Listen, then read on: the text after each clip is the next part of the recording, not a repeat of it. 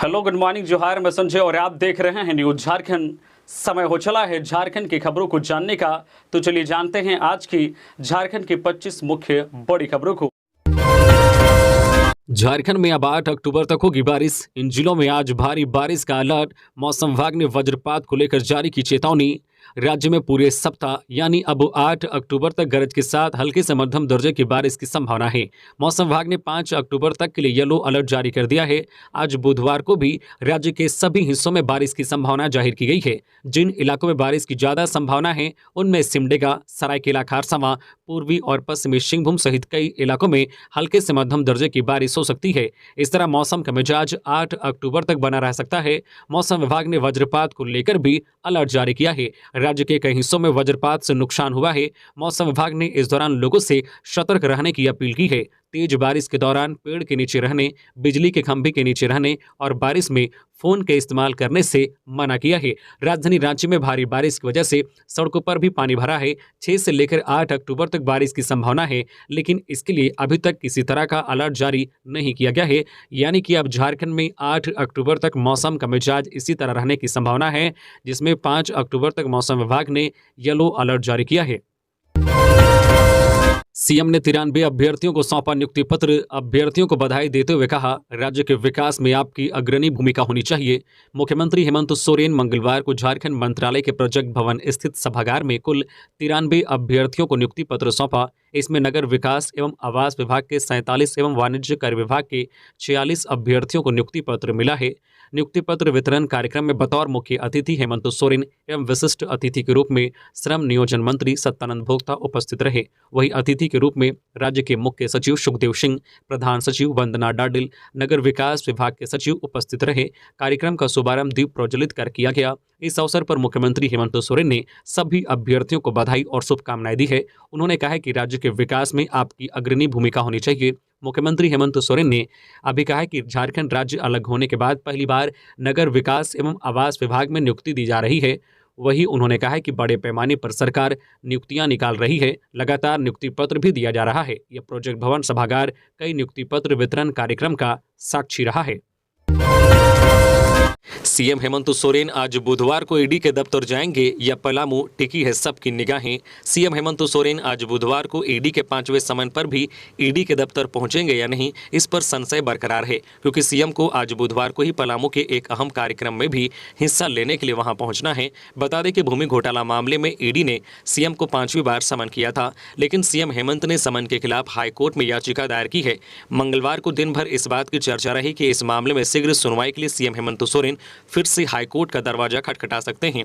CM ने दायर याचिका में कहा है कि ईडी का समन अनुचित है और इसे निरस्त किया जाना चाहिए। सीएम को उम्मीद है कि हाईकोर्ट उनके पक्ष में कोई निर्णय ले सकता है। बता दें कि भूमि घोटाला मामले में ईडी ने मुख्यमंत्री हेमंत सोरेन को इससे पहले 4 बार समन भेजा है। पहली बार ईडी ने उनको 14 अगस्त, दूसरी बार 24 अगस्त, तीसरी बार 9 सितंबर और चौथी बार 23 सितंबर को पूछताछ के लिए समन भेजा था, लेकिन मुख्यमंत्री हेमंत सोरेन भूमि घोटाला मामले में एक बार भी ईडी के समक्ष हाजिर नहीं हुए हैं। रांची के हुंडरू फॉल में बहे बिहार के शुभम का दूसरे दिन भी कोई सुराग नहीं। हुंडरू फॉल में बहे बिहार के राजगीर के शुभम कुमार उर्फ सोनू की तलाश मंगलवार को भी की गई, लेकिन कोई सुराग नहीं मिल सका। सिकिदरी पुलिस व पर्यटन मित्रों ने सुबह से ही उसकी तलाश फॉल के ऊपर व फॉल के आसपास अपने स्तर से की। एनडीआरएफ की टीम शाम को हुंडरू फॉल पहुंची। फॉल में पानी के तेज बहाव के कारण एनडीआरएफ की टीम कुछ नहीं कर सकी। आज फिर से रेस्क्यू ऑपरेशन शुरू किया जाएगा। जेएमएम कार्यालय के बाहर धरने पर बैठे पारा शिक्षक, जमकर की नारेबाजी। झारखंड प्रशिक्षित सहायक अध्यापक संघ के तत्वाधान में सहायक अध्यापक पारा शिक्षक मंगलवार को रांची के हरमो स्थित जेएमएम कार्यालय के बाहर एक दिवसीय धरने पर बैठे। इस दौरान पारा शिक्षकों ने जमकर नारेबाजी की। उनकी मांग है कि सीएम हेमंत सोरेन ने जो वेतनमान देने का वादा किया था वह पूरा करे। जानकारी के अनुसार पारा शिक्षक कार्यालय के अंदर धरना देने वाले थे, लेकिन जब वे अंदर वार्ता के लिए गए तो उन्हें बाहर निकाल दिया गया, जिसके बाद पारा शिक्षक कार्यालय के बाहर ही धरने पर बैठ गए। इससे पहले पारा शिक्षक 2 अक्टूबर को गांधी जयंती के मौके पर कांग्रेस कार्यालय में भूख हड़ताल पर बैठे थे। बता दें कि झारखंड में लगभग 62,000 शिक्षक कार्यरत हैं।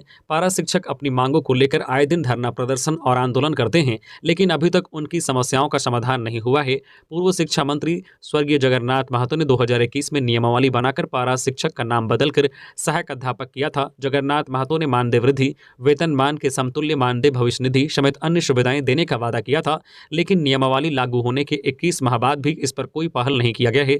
शिक्षकों का कहना है कि सरकार पारा शिक्षकों के साथ छलावा कर रही है। इस वक्त शिक्षा विभाग मुख्यमंत्री हेमंत सोरेन के पास है। मैंने बनाया होटवार जेल, उन्हें जाना होगा। सीएम को ईडी के समन पर बाबूलाल का तंज। बाबूलाल मरांडी ने जमीन घोटाला केस में सीएम हेमंत सोरेन के ईडी के समक्ष पेश नहीं होने पर तंज किया है। पलामू के पांकी में संकल्प यात्रा के दौरान बाबूलाल मरांडी ने कहा है कि सीएम हेमंत ईडी की नोटिस से भाग रहे हैं। इन्होंने कहा कि हेमंत सोरेन जेल जाने से डरते हैं। प्रदेश बीजेपी अध्यक्ष ने कहा कि यदि चोरी किया है तो होटवार जेल जाना ही होगा। मैंने ही वह जेल बनाया था। हेमंत सोरेन सरकार पर भ्रष्टाचार का आरोप लगाते हुए बाबूलाल मरांडी ने कहा कि महाजनों से लड़ते लड़ते सोरेन परिवार खुद महाजन बन गया। बाबूलाल मरांडी ने कहा है कि बीजेपी और पीएम मोदी गांव, गरीब, महिला और मजदूरों की चिंता करते हैं, लेकिन सीएम हेमंत भ्रष्ट अधिकारियों की चिंता करते हैं। बाबूलाल मरांडी ने कहा है कि इंडिया गठबंधन पैसे और परिवार की राजनीति करता है। गौरतलब है कि रांची में जमीन घोटाला केस में प्रवर्तन निदेशालय ने हेमंत सोरेन को अब तक 5 समन जारी किया है। पहले 4 समन में तो सीएम हेमंत अलग अलग कारणों का हवाला देकर हाजिर नहीं हुए। आज बुधवार को भी उनके ईडी ऑफिस जाने की संभावना कम ही है। जोहार, नमस्कार। खबरों में आगे बढ़ने से पहले आप सभी के लिए न्यूज झारखंड परिवार लेके आया है 2 बड़ी खुशखबरी। आप हमारे चैनल को इतना प्यार, इतना सपोर्ट दिए हैं, तो हमारा भी फर्ज आप लोगों के लिए कुछ करने का बनता है। तो चलिए हम डायरेक्ट आते हैं मुद्दे पे। पहली बड़ी खुशखबरी ये है कि आप आने वाले दिनों में न्यूज झारखंड चैनल पे वीडियोस देख के भी 500 रुपए के रोज कमा सकते हैं। जी हाँ, आप सही सुन रहे हैं, 500 रुपए के रोज कमा सकते हैं हमारे वीडियोस को देख के। हमारे वीडियोस के बीच में आपको एक कूपन कोड दिखेगा, उस कूपन कोड को आप एंटर करके 500 रुपए तक जो है कैश रिडीम कर सकते हैं। दूसरी बड़ी खुशखबरी आपको ये मिलने जा रही है कि न्यूज झारखंड परिवार आप सबों के साथ मिलकर एक गिव अवे करने जा रहा है पूरे 1,10,000 का। जी हाँ, पूरे 1,10,000 का गिव अवे जो है करने जा रहा है और ये प्राइज जो है 53 लोगों के बीच वितरण किया जाएगा और इसमें कोई भी जो है दर्शक पार्टिसिपेट कर सकते हैं। जिनको नहीं पता है कि गिव अवे क्या होता है तो उनके लिए मैं बता दूं कि गिव अवे में आपको 1 रुपये भी देने की जरूरत नहीं है। आपको नॉर्मल सा रजिस्ट्रेशन करना है और आप इसमें पार्टिसिपेट हो सकते हैं। इसमें सबका नाम सेलेक्ट किया जाएगा और सॉफ्टवेयर के थ्रू रेंडमली जो है 53 लोगों को सेलेक्ट किया जाएगा और उनके बीच प्राइज वितरण किया जाएगा। विधिवत जो फाइनल अनाउंसमेंट जो है अक्टूबर मंथ के फर्स्ट वीक में की जाएगी। ये अनाउंसमेंट से पहले जो है प्री अनाउंसमेंट है और इसमें वही लोग पार्टिसिपेट कर सकते हैं जो हमारे चैनल के सब्सक्राइबर है। तो हमारे चैनल को सब्सक्राइब करके रख ले, जिससे हम जो है अक्टूबर मंथ के फर्स्ट वीक में जब ये अनाउंसमेंट करें तब ये आपके पास ये जो है वीडियोस पहुंचे और आप जो है इसमें पार्टिसिपेट होकर कैश जीत सकते हैं। तब तक के लिए धन्यवाद। चलिए बढ़ते हैं फिर से खबरों की ओर। झारखंड में 152 बीडीओ का तबादला, संजीत कुमार सिंह होंगे कांके के नए प्रखंड विकास अधिकारी। झारखंड में 152 प्रखंड विकास पदाधिकारियों का तबादला कर दिया गया है। सभी अधिकारियों को तत्काल प्रभाव से प्रभार लेने का आदेश जारी कर दिया गया है। इस बाबत ग्रामीण विकास विभाग ने अधिसूचना जारी कर दी है। ग्रामीण विकास विभाग की अधिसूचना के अनुसार रेणु बाला को रांची जिले के सिल्ली प्रखंड का बीडीओ बनाया गया है। संजीत कुमार सिंह को रांची जिले के कांके प्रखंड का प्रखंड विकास पदाधिकारी बनाया गया है। धीरज कुमार को रांची के बुढ़मू का नया बीडीओ बनाया गया है। खगेश कुमार को चतरा के कुंदा से स्थानांतरित करते हुए रांची के सोनाहातू का बीडीओ बनाया गया है। बिहार में जातीय जनगणना पर झारखंड में बीजेपी झामुमो की चुप्पी, आज सुबोली, हिम्मत दिखाएं हेमंत। बिहार में जातीय जनगणना के आंकड़े रिलीज किए जाने के बाद झारखंड में भी सियासी हलचल बढ़ गई है। आसू पार्टी और कांग्रेस जहां मुखर होकर रिपोर्ट पर अपना पक्ष रख रही है, तो वहीं झारखंड मुक्ति मोर्चा के खेमे में चुप्पी है। बीजेपी भी खामोश है। आसू पार्टी ने कहा है कि हेमंत को हिम्मत दिखाकर झारखंड में भी जातिगत सर्वे कराना चाहिए। वहीं कांग्रेस ने भी इसका समर्थन किया। आसू पार्टी के प्रवक्ता डॉक्टर देवशरण ने कहा है कि हेमंत को हिम्मत दिखाकर झारखंड में भी इसे लागू करना चाहिए। झारखंड में भी आबादी पर हिस्सेदारी की बात होनी चाहिए। इन्होंने कहा है कि जातिगत जनगणना से विकास मॉडल बनाने में आसानी होगी। उन्होंने कहा है कि हमने महाधिवेशन में भी इस प्रस्ताव को पारित किया है। हमारा उद्देश्य स्पष्ट है कि समाज के वंचित वर्ग को उनका अधिकार मिले। वहीं प्रदेश कांग्रेस अध्यक्ष राजेश ठाकुर ने कहा है कि हमने शुरू से ही जातिगत जनगणना का समर्थन किया है। राष्ट्रीय नेतृत्व भी मुखर रहा है। देश में भी ऐसा होना चाहिए। उन्होंने कहा है कि महिला, ओबीसी सहित अन्य वंचित वर्गों को तभी उनका हक मिल सकेगा जब उनका सही आंकड़ा सरकार के पास होगा। रांची की सड़कों पर उतरे एसएसपी, अल्बर्ट एक्का चौक से अंजुमन प्लाजा तक कराया जाम मुक्त, दुकानदारों से वसूला जुर्माना। राजधानी रांची की सड़कों पर एसएसपी चंदन कुमार सिन्हा उतरे। उन्होंने सड़क को जाम मुक्त कराने के लिए विशेष अभियान चलाया था। उनके साथ बड़ी संख्या में अन्य पुलिस अधिकारी और ट्रैफिक पुलिस थी। एसएसपी चंदन सिन्हा का ट्रैफिक मुक्त अभियान अल्बर्ट एक्का चौक से अंजुमन प्लाजा तक चला। इस दौरान दुकानदारों से जुर्माना वसूला गया, साथ ही उनके साथ सामान भी जब्त किए गए।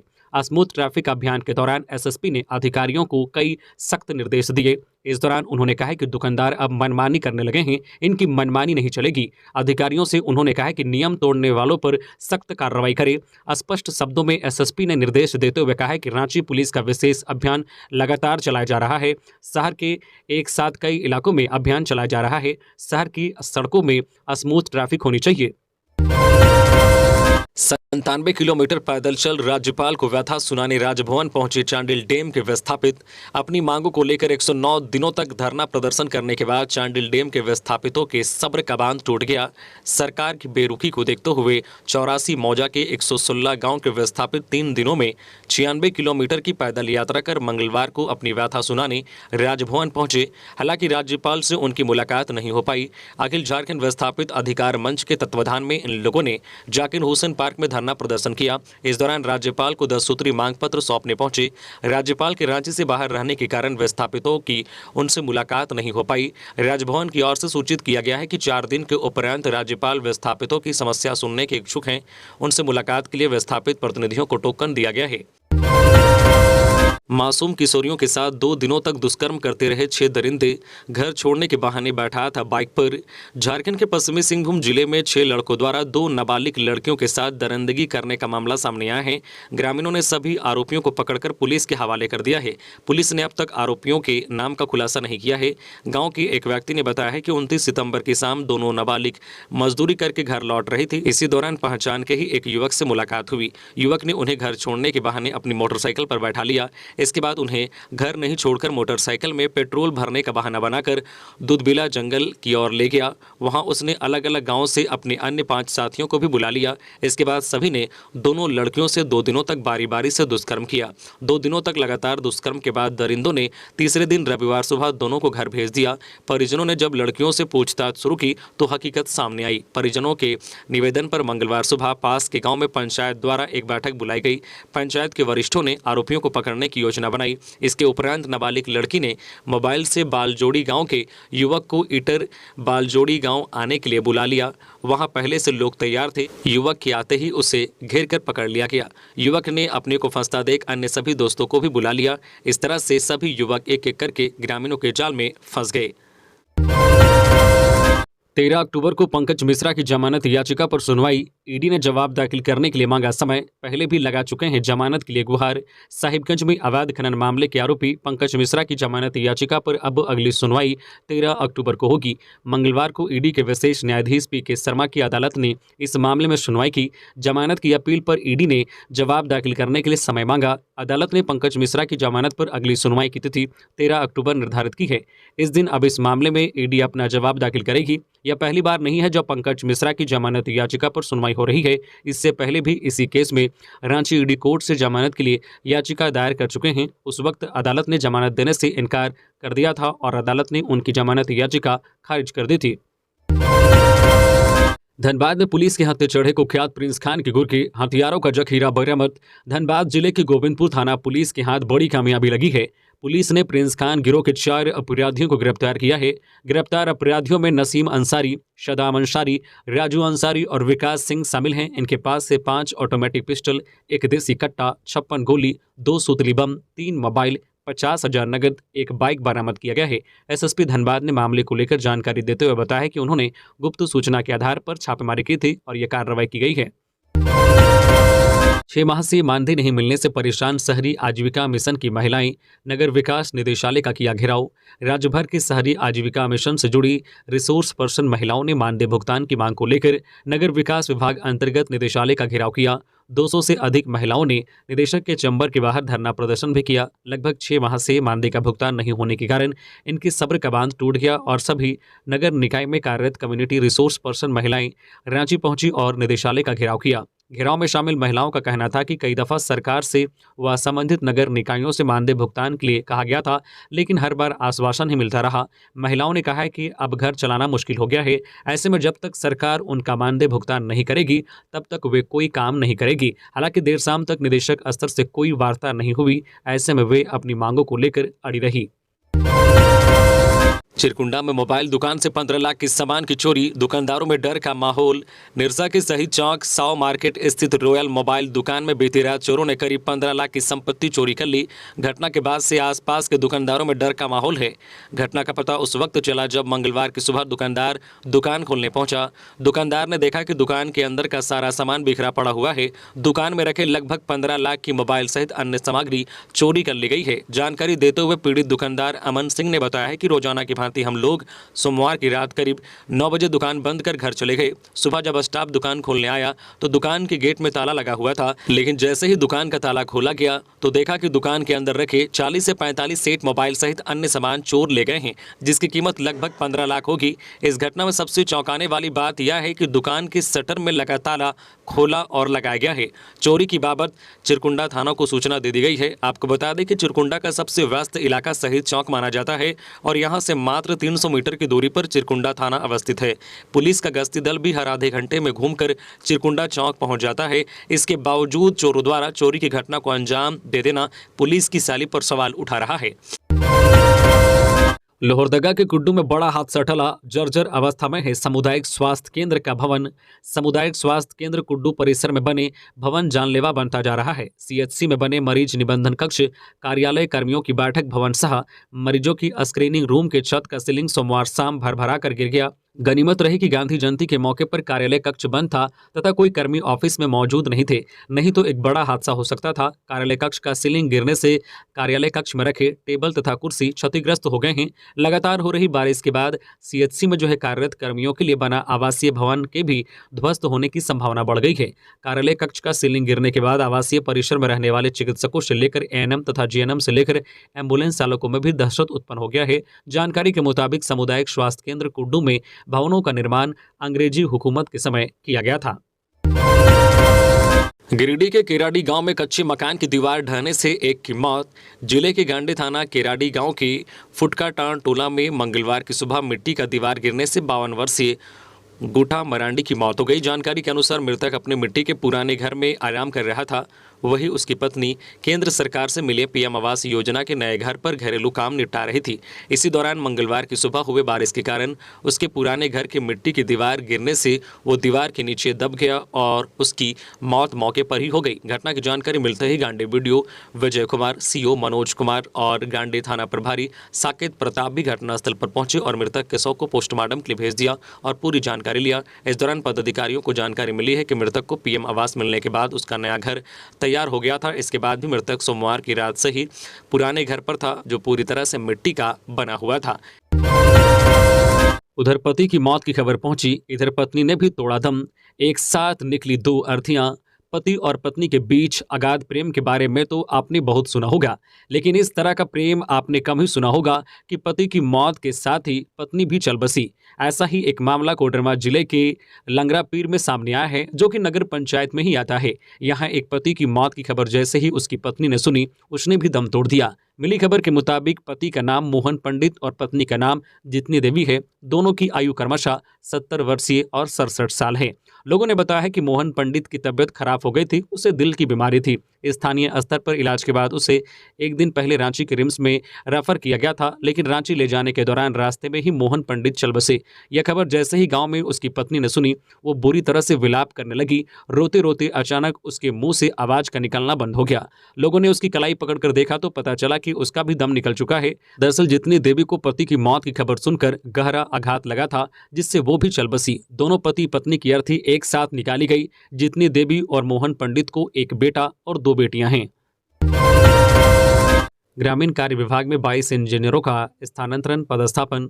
ग्रामीण विकास विभाग ने 22 इंजीनियरों का स्थानांतरण पदस्थापन किया है। इस संबंध में अधिसूचना जारी कर दी गई है। इन अभियंताओं की सेवा हाल ही में पथ निर्माण विभाग से मिली थी। इनमें 8 इंजीनियरों को NREP के कार्यपालक अभियंता बनाया गया है। इन्हें दूसरे प्रमंडल का अतिरिक्त प्रभार भी सौंपा गया है। वहीं एक की सेवा पथ निर्माण विभाग को वापस की गई है। 11 सहायक अभियंताओं की भी पोस्टिंग की गई है। धनबाद के पुटकी में BCCL के बंद, मुहान में तेज आवाज के साथ बना गोफ, लोगों में दहशत। धनबाद के पुटकी 17 नंबर बस्ती के समीप BCCL के बंद मुहान में मंगलवार को तेज आवाज के साथ गोफ बन गया, जिससे आसपास के बस्ती के लोगों में हड़कंप मच गया। बस्ती के लोग डर के साए में हैं। स्थानीय लोगों ने बताया कि पुटकी के कोलियरी क्षेत्रों में लगातार भू धसान की घटना सामने आ रही है। 2 दिन पहले भी एक 3 मंजिला घर पूरी तरह जमींदोज हो गया था।